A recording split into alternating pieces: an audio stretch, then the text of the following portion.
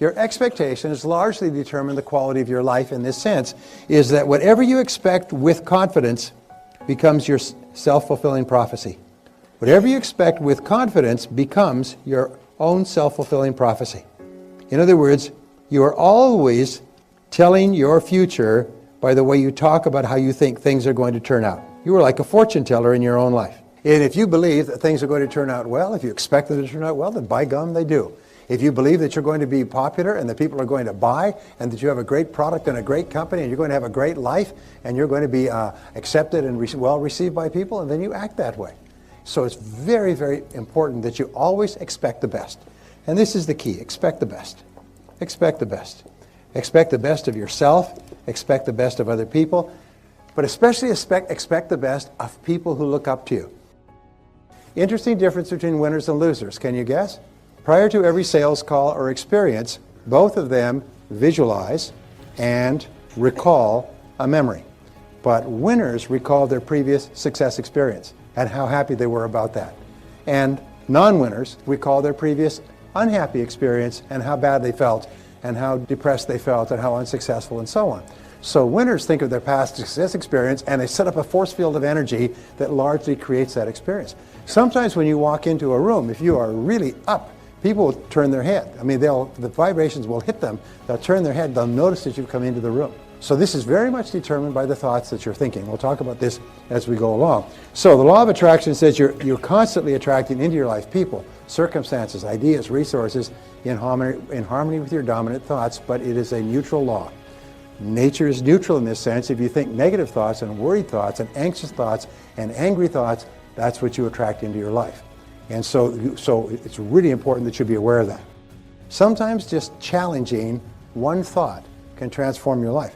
I'll give you a quick story. Once upon a time, there was a young guy, grew up in a family. His father was a Fortune 500 executive, extremely wealthy.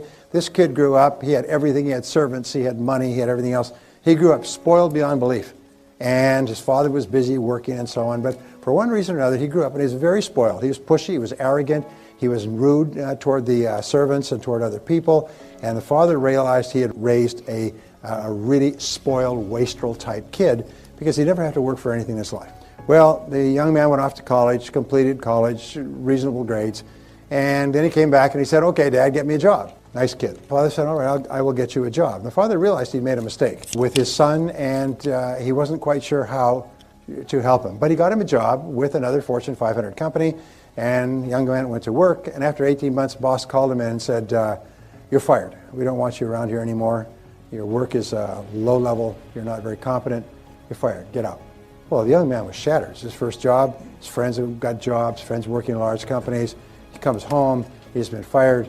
His father said, "Well, I'll see if I can get you another job." So a couple of months goes by. His father gets him another job.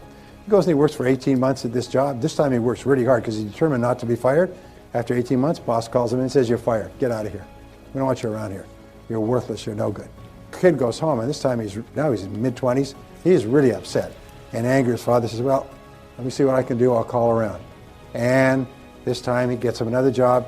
18 months later, he's fired for incompetence. He does this 4 times. The son discovers when he's about 28, 29, by this time he's working hard. He's working long hours.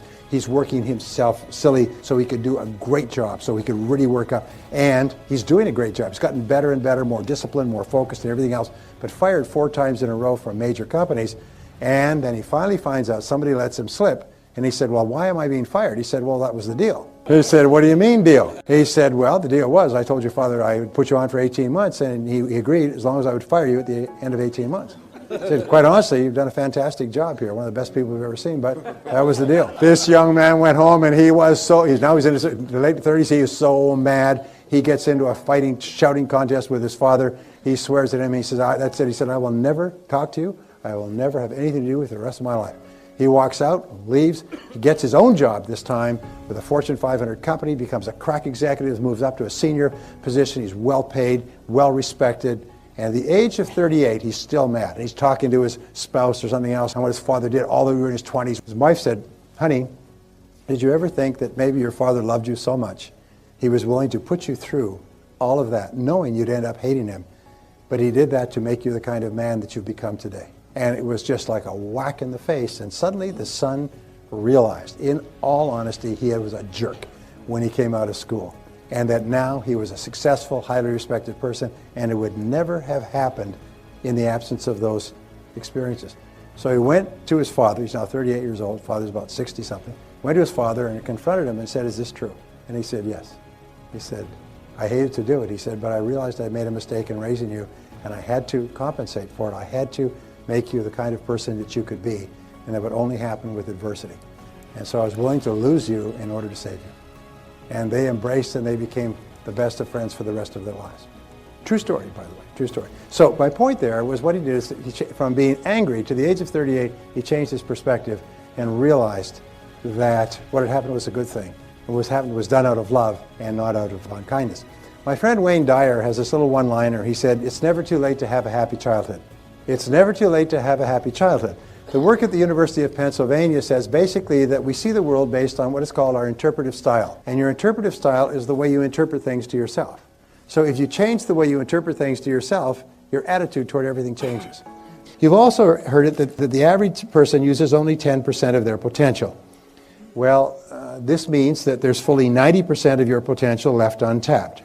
Some people only use a small part of their potential, but imagine that you could earn twice as much, 3 times as much, 5 times as much, just by using more of your potential.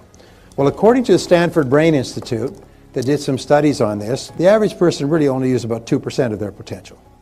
They're saving up the rest for some good purpose that we don't know yet. But the average person functions on 2%. 2% gets you the entire quality of your life that you have today. That means, by the way, average is 2%, some are less than that. Some use less than that. And what we do is we use it to get up in the morning, brush our teeth, go to work, go home, watch television. But we don't use it for very much. But let's just pretend and say we use 10% of our potential. That means that your self-concept is limited to only 10% as well. We also know that each person has a series of mini self-concepts. Now, you have a self-concept for every part of your life or work that you consider to be important. For example, you have a self-concept for every sport that you play. You have a self-concept for how well you sell. You have a self-concept for how you dress and for how much you weigh. You have a self-concept for your creative ability and your memory, your ability to tell stories, your sense of humor. You have a self-concept for your appearance. You have a self-concept for any kind of musical instrument or anything else you do. You have a self-concept for how much money you earn. What they have found is that every person has a self-concept which is like a thermostat. And this self-concept with regard to money, you never go more than 10% above or below your self-concept level of income. If you earn 10% or more above your self-concept level of income, you immediately go into what I call throwaway behaviors. You do everything possible to get rid of the money. You give it away, you spend it, you go out for dinner, you buy champagne, you order drinks for everybody at the bar. That's why if ever you win a prize or something, the very first thing you think of, let's go on a vacation, buy a motorhome, get some jewelry. And 68% of people who win the lottery are broke again within 3 years. They have more money than they've ever had in their life, but it takes them so far out of their self-concept that they go just like a rocket that goes off course and starts to spin, and they go crazy. So if you earn 10% or more below your self-concept level of income, you engage in what are called scrambling behaviors, and you scramble to get your income back up. But once you're into that 10% range, well, plus or minus, you relax. And this becomes your comfort zone. This becomes your comfort zone. And the great enemy of human success is the comfort zone. In this comfort zone, you're comfortable. Now, you may not be happy with the amount that you're earning, but you just become comfortable with that amount. The only way that you can increase your income is to change your self-concept in relationship to income. And what we know is that your overall self-concept is determined by your self-concept in all the areas of your life that you consider important. We also know this, is that your self-concept is made up of 3 parts. Again, this is basic behavioral psychology. Number 1, it's made up of your self-ideal. Now, your self-ideal, like 3 wedges of a pie, consists of your values, it consists of your ideals, it consists of your goals, it consists of your hopes, it consists of your dreams, it consists of all those things that are inside you. And what we know is that there's a direct relationship between how clear you are about your goals and ideals and your self-ideal. What do we know about top people? Top people are clear about what they believe in, and they don't compromise their values. What do we know about little people, weak people? Is they're very confused about their values, and they compromise them for the slightest advantage. So my point is that people with a very clear self-ideal are much stronger and more powerful people than people who are unclear about their ideals. The second part of your self-concept is called your self-image. And there's hundreds of books on self-image psychology, but basically what they say is your self-image is the way you see about yourself and the way you think about yourself. Your self-image is called your inner mirror. Whenever you go to do anything, you check this mirror like a stage performer checking the mirror before they go on the stage. Before you go in to see somebody in a sales call, you just kind of check your inner mirror to see, how do I perform in sales calls? And your performance on the outside is largely determined by your self-image, 1-to-1. Remember that ratio. The third part of your self-concept is your self-esteem. Now, your self-esteem is the most important part of all. This is the emotional part of your personality. This is what I call the nuclear reactor core. This is the energy source. This is the power in the human personality. Your level of self-esteem determines your level of vitality, energy, personality, sense of humor, creativity, personal strength, influence, persuasiveness, and so on. So your self-esteem is critical, and your self-esteem is defined as how much you like yourself. How much you like yourself is the measure of your self-esteem. How much you like yourself. Here's an interesting point, is whenever your self-esteem, your self-image, your personal performance is consistent with your self-ideal, the person that you would most like to be, your self-esteem goes up. Whenever you do anything that is consistent with the best person you could be, you feel happy, you feel proud, you have greater self-respect, you have more energy. Whenever you do something that's not like you blow up, you get mad, you swear, you do something that that's not consistent with the best person you could be, your self-esteem takes a hit.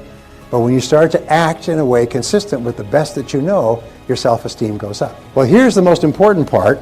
The most powerful words you'll ever learn are the words, I like myself. I like myself. Whenever you say the words, I like myself, your overall self-concept goes up. Your self-image improves and your self-ideal clarifies. And as your self-concept goes up, your performance and your behavior at every part of your life goes up as well. They say the flip side of self-esteem, like a coin, is called self-efficacy in psychology. And self-efficacy is how competent you are. So whenever you do something well, your self-esteem goes up and you like yourself more. And the more you like yourself, the better you do. And the better you do, the more you like yourself. And the more you like yourself, the better you do. And you get onto an upward spiral. So what we found is the most powerful words that you can use prior to any event of importance are the words, I like myself.